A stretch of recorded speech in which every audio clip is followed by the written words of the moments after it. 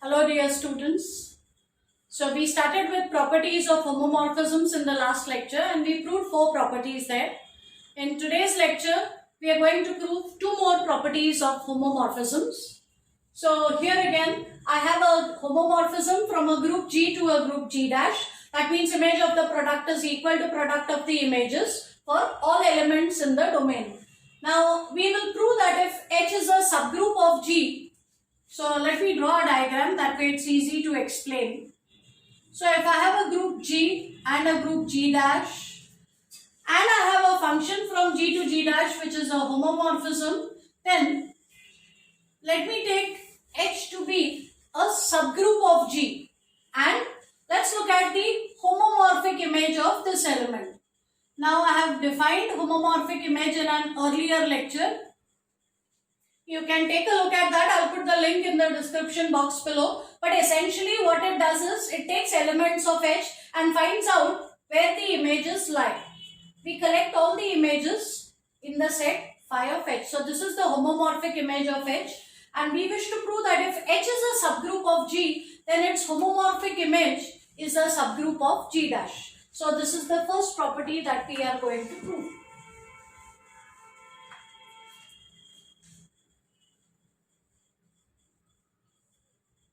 So let's begin with any subgroup of the domain group.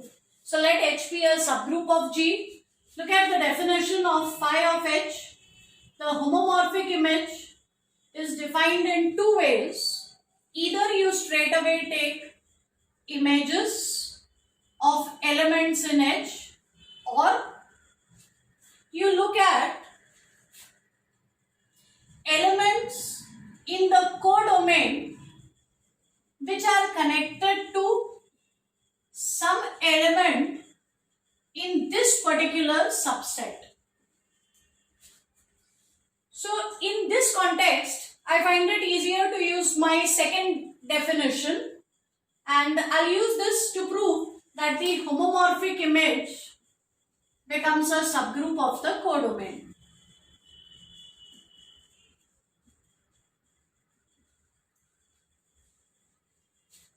So firstly, notice that the homomorphic image is picking up elements from G dash.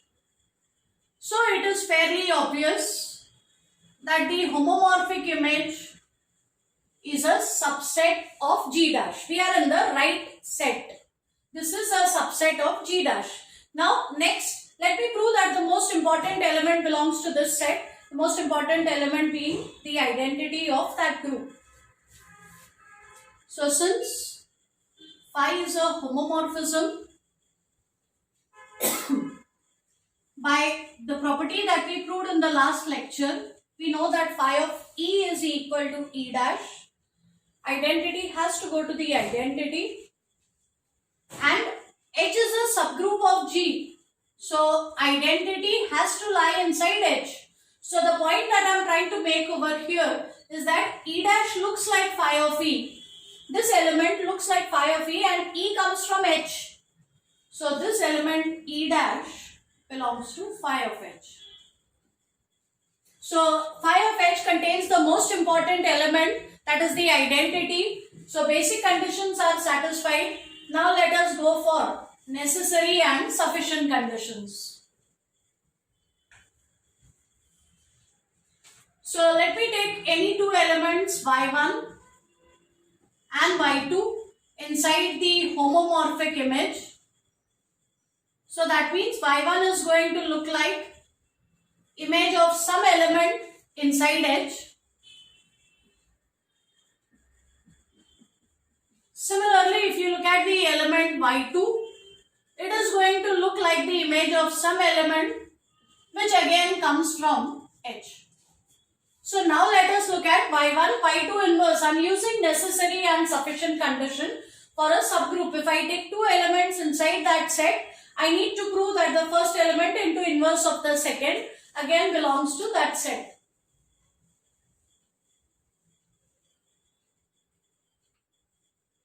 So look at y1, y2 inverse. y1 is how much? Phi of h1. y2 is phi of h2. So let us simplify using the properties of homomorphisms that we gave in the last lecture. This will be phi of H1 and this will be phi of H2 inverse. Inverse can be taken inside. That was property 2 in the last theorem.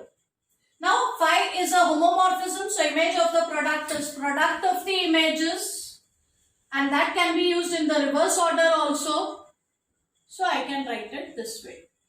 So this element y1, y2 inverse looks like phi of something. The only catch is that I need to prove that this element comes from H. But that is easy.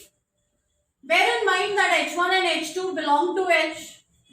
And H is a subgroup of G.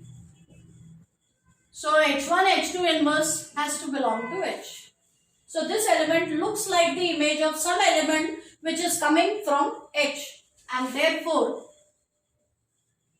y1, y2 inverse belongs to the set phi of H. So necessary and sufficient condition is satisfied. That means phi of H is going to become a subgroup of G dash. Now this result works for any subgroup of G. So in particular, now this is interesting, so pay attention to this property.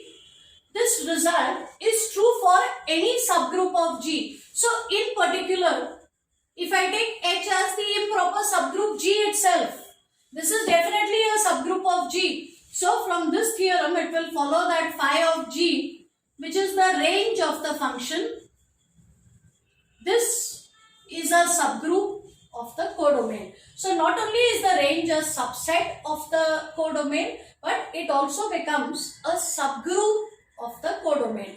So the range is a subgroup of the codomain, and subgroup is a set which is a group on its own.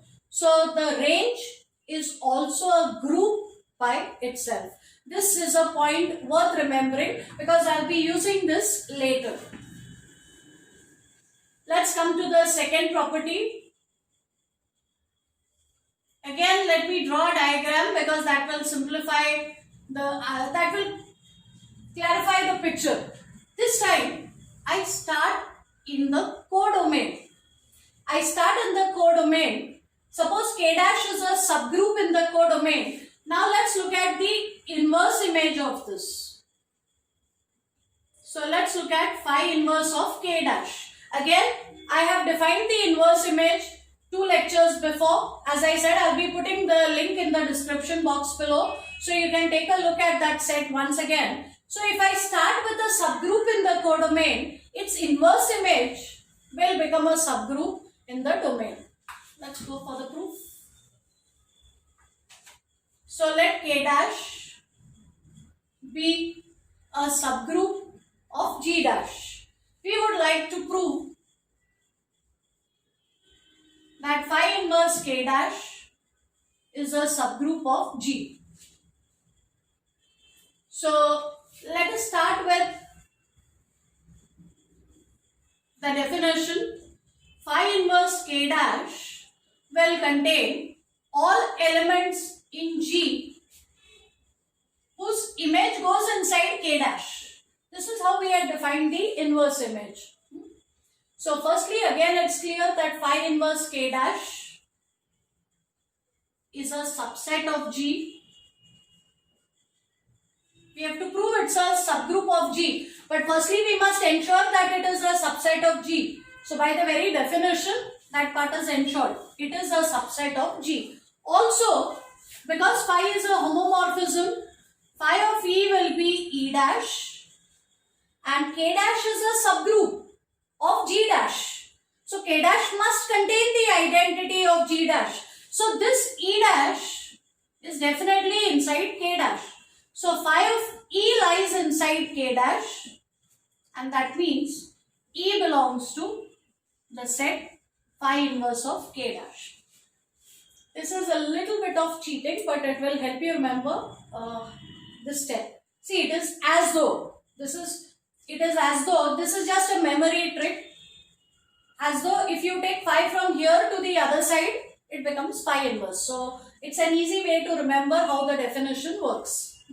So if you take phi from one side to the other, it becomes phi inverse. This is very loosely speaking. I'm just giving you a kind of a memory trick. So it contains the identity. It is a subset of G. My basic conditions for a subgroup are satisfied. Now let me check necessary and sufficient conditions. So let me take two elements in phi inverse of K dash.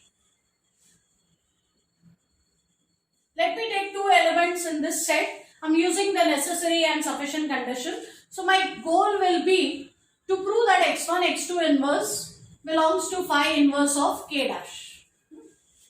So firstly, because x1 lies inside this set phi inverse K dash, remember the memory trick, I'll take phi inverse this side.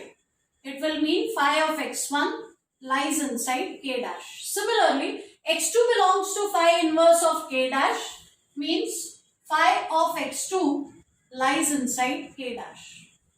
Now K dash is a subgroup.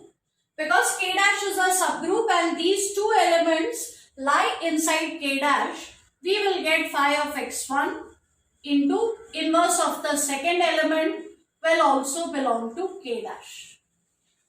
And now let's use properties of homomorphisms. Phi is a homomorphism, so we have all those properties at our disposal. Firstly, this inverse can be taken inside. So I'll get phi of x1 into phi of x2 inverse lies inside K dash. And now because phi is a homomorphism, product of the images will be equal to image of the product. So I can combine it and I can write this as phi of x1, x2 inverse lies inside K dash. And now push K that side. That means x1, x2 inverse will belong to phi inverse of K dash. There we are. So the memory trick, though it is a little bit of cheating, it will help you in writing your proof very neatly. So this element lies in phi inverse K dash. That means phi inverse K dash is also a subgroup of the domain. In the next lecture, we will continue with a few more properties. That's all for now. Thank you.